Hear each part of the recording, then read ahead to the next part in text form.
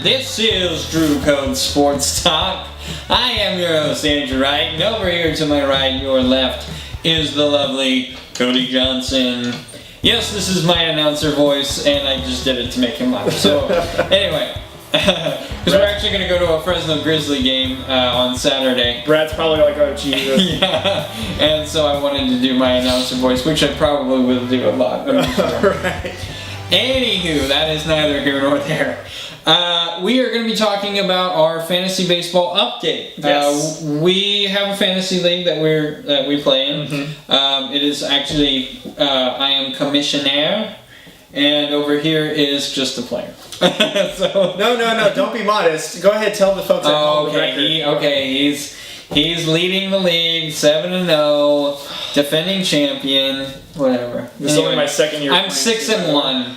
I'm like right behind. We play each other next week, so we'll have some good trash talk. Next week? Yeah, next week. Shoot. Okay. Anyway, we wanted to talk about, because we had a discussion.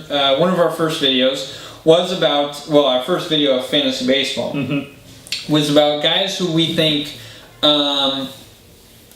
you should avoid in fantasy. Right. And I kind of wanted to give a quick update. Reevaluate that, kind of look up, did we make the right call? Is it looking like we made the wrong call? So, and of course, we know that we can be wrong. We're probably wrong majority of the time, but we still know what we're talking about somewhat. I've done fantasy baseball for 3-4 years now, and this is his second year. So I've watched baseball my whole life, and you've played baseball, so I mean you know. So we kind of wanted to go about that. And the first one I wanted to talk about is Eduardo Nunez. Eduardo Nunez, I felt like was going to be the guy that you should not draft at all. Right. Yours was Giancarlo Stanton, and we'll get to that one in a minute. Right. Eduardo Nunez is hitting .277.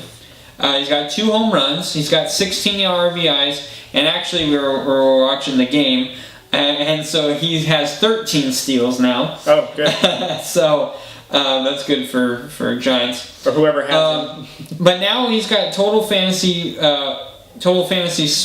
points, not sports. Oh, that's bad. I wrote that wrong. He's got total fantasy points of 213. That's not including today's game, though. And that's how our custom scoring is. So if you're like trying to add it up, it's don't worry about it. Okay, It's our thing that we have as our league. So Cody, I asked you, were we right or were we wrong about Eduardo Nunez? I'm gonna say that we were right, and I'm right here looking at history right now. When he was with the Twins last season, the first half of last season, he played 91 games with them. He was hitting .296. On base percentage of .325, and at 91 games, he had already had 12 home runs, 47 RBIs, very good. Then he gets to the Giants, plays only in 50 games. He only gets 4 home runs, 20 RBIs, and he only had a .269. Now, that's actually kind of a little higher than what it was for most of that 50 games, because you and I both remember he was hitting about .218 for a while when he first started out with the Giants. So, here's why I think we were right about him. At least in the video, I said if you're gonna draft him, which I still wouldn't recommend. Stanton was the one I didn't recommend, but if you were gonna draft Nunez, who's probably the better out of the two, you're gonna want to take him as late as he can fall to you. And if someone else takes him, that's fine. The reason why is because we watched the first game of the Giants, and he was great. He brought in 3 RBIs. He had a stolen base, or 2 of them actually. He did really well. Come towards the season, obviously he's hitting .277. He's only had 2 home runs, so obviously he's not hitting the ball out of the park before. But when he was with the Twins, he was indoors, so it was a little bit different. That's what we call inflated home runs. He's only got 16 RBI, so somebody that you would trust to, you got to get on base. So .277 is a pretty good average, at least better than what I thought, because I thought he'd be lucky to hit .250. But then again, there's still another part of season to go. We're only in week 7 right now. But I think that we were right. I mean, right now he's decent, but is it going to stay consistent? Probably not. I don't think it will be. Sometimes his defense at third base is still pretty spotty. I mean, he makes good plays when it's ahead of him, But those athletic plays, I mean, they're kind of hit and miss, and you get really nervous when he goes for that throw. So I think you're really generous on him about the play being in front of him. No, he's not terrible, but he makes me nervous constantly on defensive plays. I feel like we were right, but I feel like there is a part that we were wrong. I didn't feel like his average was going to be this high. Now, again, like we've said multiple times now, there's still a lot of baseball to be played, of course. Okay, we understand that. We're not going into this going, oh, well, he's going to be great the rest of the year. No, because you don't know. There is a lot of baseball. But we're going into this as what we've seen so far, and what I've seen so far has actually been a little bit more impressive. But I don't feel like I was completely wrong because he's not killing it. He's not destroying everything that comes to him. And honestly, he was in a big slump until recently. Right. And what happened is, because I watch the Giants a lot, and I know you do too, Eduardo Nunez was hitting at top of the lineup for the Giants because Denard Span was injured. And so we were trying to get speed on the base path. He wasn't getting on base. Right. And so finally, Bochy had to pull the only thing he knew how to do and drop him in the lineup. And when he got dropped in the lineup, he finally started hitting. And he's honestly, and I'm not saying because I want him lower, he needs fewer at-bats, so he'll be a little bit more patient. And because I want him as an 8 hitter, because you want that guy to get on base so you can have him steal a base. So you can have the pitcher bunt him over 2/3. I mean, that is baseball that you want all the time, especially when you have pitchers hitting like you have in the NL. Right. So I felt like they did the right thing. That was the right thing for Boch. Now, I did want to ask you this, though, Cody. Okay. If you owned Eduardo Nunez, which I know you do not, because you didn't want him. Nope. Would you trade him? Would you drop him? Or would you hang on to him? Okay, so that's hard to answer, and the only reason why is because how I usually operate my team Is after 2 weeks you'll drop the player and right. you go I after need someone.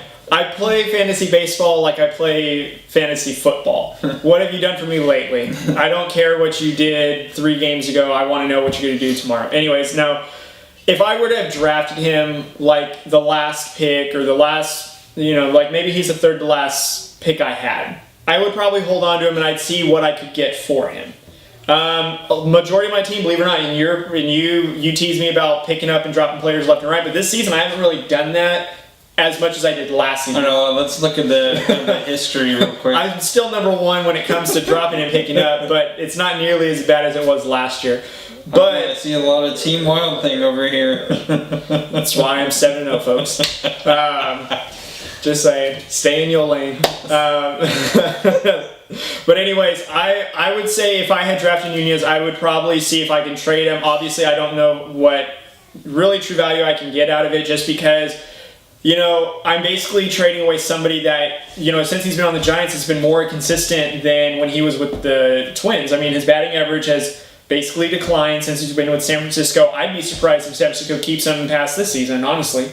But if I had just picked him up off the waiver wire, I wouldn't be so attached to him to let him go if I have to, because there are other good hitters out there. I mean, I picked up Billinger about 2 weeks ago, and he was still on our waiver wire. I do have I had Ian Desmond that just came back, or not Ian Desmond, Trevor Story just came back from the DL, so I'm really not needing him, but if I had him, I probably wouldn't hold on to him as tightly, because really all I'd be keeping him for is the stolen bases. But you got to get on base first to get the stolen base, and sometimes him getting on base is very inconsistent. And, he's got 12 steals, which is great. He's in the top 10 right now in the league, but Paul Goldschmidt also has 12 steals too, and that's who I want more. Yeah. If I had the opportunity to have him. He's a consistent bat. He's a power hitter. Yeah, he's got obviously a higher potential. Right. I agree with you. I like Eduardo Nunez. If he were on my team, though, I would try and trade him because I believe that he's going to start deflating. And what is great about having Eduardo Nunez right now, the way he's hitting, is you can use him as trade bait. Right. So you can say, hey, listen, I know that you need a guy who needs a lot of stolen bases. I need a more consistent at bat. Why don't we make a trade? You could make a good trade, and they look at his average and go, They're saying he's not consistent. He's hitting 270, almost 280. Shoot, I'll take him. And so you might get a better player for Nunez, and it's going to be, at the end, it's going to be a better trade for you. So it might work out. So I agree with you. I say use him as trade bait. I would not drop him. Sorry, I have an H. I would not drop him just because, if he keeps this up, then you have a decent player. Right. But if he doesn't, then it's not a big deal. You could always end up dropping him later. But I just feel like I wouldn't drop him. I'd use him as trade bait if you really need something specifically going after a pitcher that you need. I would think he could be a really good trade bait for that. Right. So if you have Eduardo Nunez, I encourage you greatly to think about trading him. All right, Giancarlo Stanton, or it used to be Mike Stanton. And then the whole thing happened. Giancarlo Stanton, he's hitting 269. He's got 11 homers, 31 ribbies. He's got 273 fantasy points. That's according to our league. Right. Were we right or were we wrong about Stanton? Well, I will ask you a question in return. Has he been injured yet? He has not been injured. Then my conclusion is I will probably be right towards the end of the season when an injury happens. Right now he's doing phenomenal. He's killing it. He's within the top of the league right now as far as home runs with 11. Actually, he just hit one tonight, so that's 12. His RBI total obviously is going to go up from 31, and his batting average is probably going to go up a few extra points. But right now, 269 from where he's at right now is very good. I'm surprised he's doing this well right now. However, what's the common theme that we keep talking about? A lot of baseball left. Yeah, a lot of baseball. But he also gets injured constantly. When was the last season that he played where he was not injured? There has not been a season. Point taken. So, I'm going to say right now, I'm surprised at how successful he is. And that's great. If you picked him up, hey, probably a really good steal for you. Let's say even if you let him fall to you at a later round, great pickup on your part. Or let's say he's hanging around in your waiver wire, great pickup. However, towards the end of the season, I think that's when you're going to want him the most, come like that playoff time, and he's going to be a no-show. Something's going to happen. This isn't really wood, but knock on wood. Hopefully he doesn't get injured, but history has shown, there you go. History has shown that he gets injured, and when he misses time and he gets back, he plays slower, and all that average and everything falls back down to normal, which it's been the last few years. He can get you 30 home runs, but it'll take him a long time to get there on a 240 batting average. And right now, he's got a great batting average, but I don't think it's going to last. So, I feel like if he... Now, this is a big if. I feel like if he can stay healthy, he's going to hit over 250. Yes. I feel like he will hit over 250, which he doesn't do. He usually hits like 240, 220 sometimes. Right. I feel like he's going to be over 250, and I feel like he's going to have over 30 home runs. And he very well could do it before he gets injured. I mean, that's very possible as well. But having said that, I really like Giancarlo Stanton. I've always liked him. It's just, he's got that injury bug. And that's what's always scary about him is the potential that he's going to get injured sometime during the year. Now, it depends on how long. It could be an injury for, the 10-day DL, or it could be the 60-day DL. You just don't know with him. And it's unfortunate. You wish you could know. Right. But I feel like we were wrong. I did. Because I didn't think he was going to hit the way he's been hitting, which is over 250. And the Marlins really need it. Are they still killing baseball? No, they're not. No. And their pitching is terrible. Their bullpen is terrible. They have a decent lineup. They have about 4 or 5 guys who are really good in their lineup, and then after that, you're kind of just like, what else are you guys going to do, man? Like, how are you going to do this? So, I like Giancarlo Stanton, and so I'm going to go back to kind of the question that I asked you about Eduardo Nunez. If you had Giancarlo Stanton, do you drop him, do you trade him, or do you keep him? Right now, at this moment, I would keep him. because I'm just going based off of his stats right now at basically a 270 batting average. He's got 11 home runs. He's got 31 RBIs. It's 12 home runs after he hit one tonight.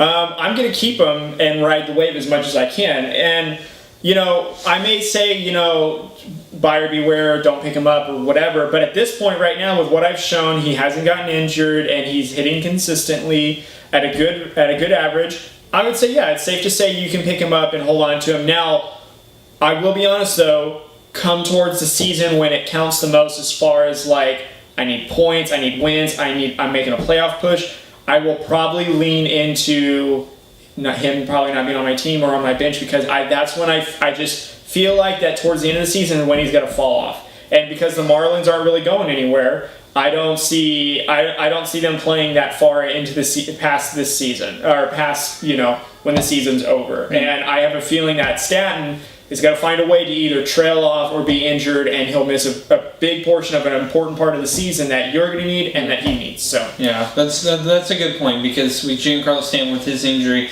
if he gets injured and the Marlins are not in contention, they're just going to say, all right, you're out for the year. Right. So, yes, that can potentially hurt you, and that's what sucks, because the Marlins look like they're a good team, and then they always come into the year and they just suck. Right.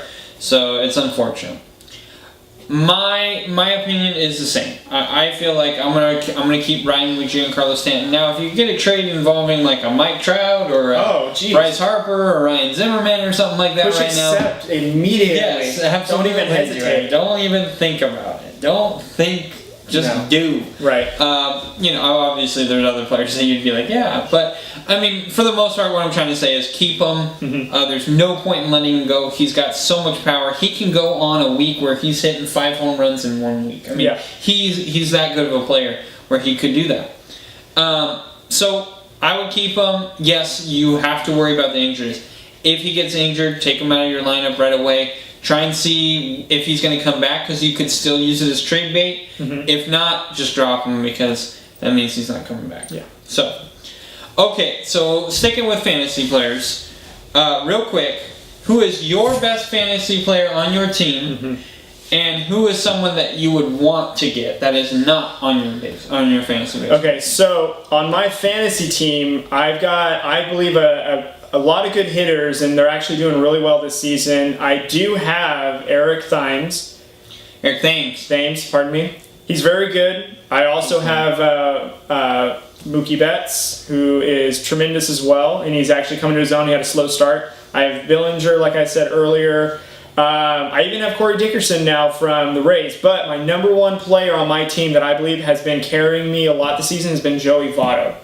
Tremendous player, is basically hitting at 300 right now. He's got 12 home runs. He's basically right in the running right there for the lead. 38 RBIs. He only has 1 steal, but he's not a steal kind of guy. He's a get him home kind of a guy and get on base. So he's definitely been the unsung hero for my team as far as getting me the points I need. However, the second part of the question of who do I want on my team? Everyone. Yeah, everyone good. Yeah. No, I would probably say I was really struggling between 2 players, and I think you know who I'm talking about, Freddie Freeman and Paul Goldschmidt. I would probably say Paul Goldschmidt because he has that steal factor, and you don't expect him. He's not injured right now. Yeah, he's not injured either. Honestly, though, the reason why Freeman was right there with me is because he can hit for power. He's getting on base, and he's a great overall player. But something about Paul that he's hitting home runs. He's stealing bases. He's driving in the RBIs. His batting average is about 326 right now, and he's a Gold Glover. Yeah, and he's just and he's consistent every single year. Last year you had him on the team, and he's killing it for you. No, I didn't have him. You didn't have him last year? I thought you did. No, I wanted him. Brad stole them. Brad's the one who wanted it. Yeah, that's right, because last season he beat me twice with him. Because every time you needed a home run for your team, Paul Goldschmidt would hit a home run or drive in 3 runs or whatever. He's that good of a player, and that's who I would want on my team. I have Freddie Freeman on my team, and I've had him for the last 2 years, and that's why I've had him for 2 years, because he's fantastic. Unfortunately, he is injured. He's gonna be out at least 8 weeks. That's what they've said. Probably it looks like it's gonna be 10 weeks, but they said at least 8. He was hitting 341, 14 home runs, 25 ribbies. He's even had 4 stolen bases. Every time I needed like 3 points, he was the guy I always looked to, and he would usually get more than that. Freeman has been the best player on my team, and I have Nolan Arenado, I have Carlos Correa, I have Will Myers, I have Mark Reynolds, and then I know, you don't have to tell me. And then I have Yu Darvish, who actually has really been surprisingly better than I thought.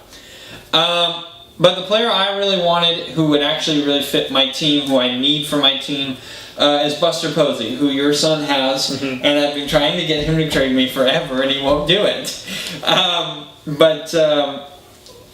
I want Buster Posey because of his bat. Now, his bat is more consistent than my catchers, who I have Yadier Molina and I have Wilson Contreras, and they're really nice players, but if I need more consistency from that spot, and also I like Posey because he can play first base as well, and you could kind of swap him in and out on those. But yeah, that's who I would want. It doesn't hurt that he's hitting a 345 right now. Yeah, so I mean he's been killing it for the Giants, and the Giants aren't very good this year so far. So that's kind of what I look at and what I like and all that. So yeah. All right, guys. Thank you for watching. Please subscribe to our YouTube channel, which is Drew Code Sports Talk. Also, please follow us on Twitter, Facebook, and Instagram. It is also Drew Code Sports Talk. Thank you very much.